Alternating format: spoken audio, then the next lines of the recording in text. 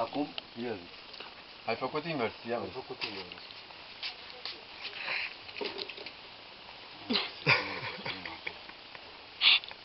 Ce faci, bă? Filmez.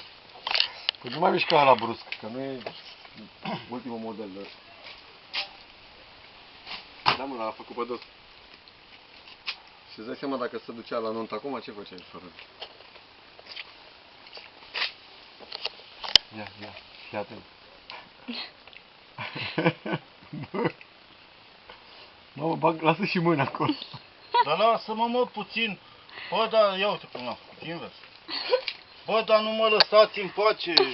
Mama, Gabi, din ori îl făcuse. nu poate să se concentreze.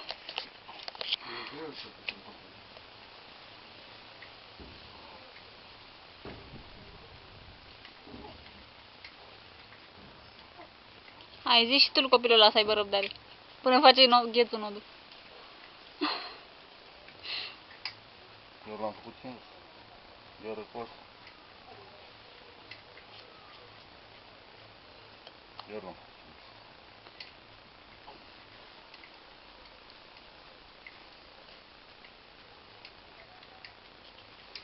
Eu nu s-au răcit cartofii, mă du-te și mănâncă.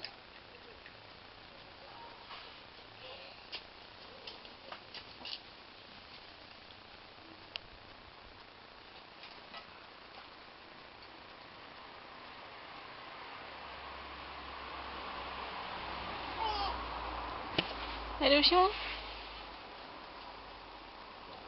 Da, ce nod. Da la... De Bravo, gheț. Bravo. Cum o poți? Hai că te înregistrezi, gheț. A, da? Și bagă-l pe... A, uite, mă, nod aici. N-ai mai văzut așa ceva?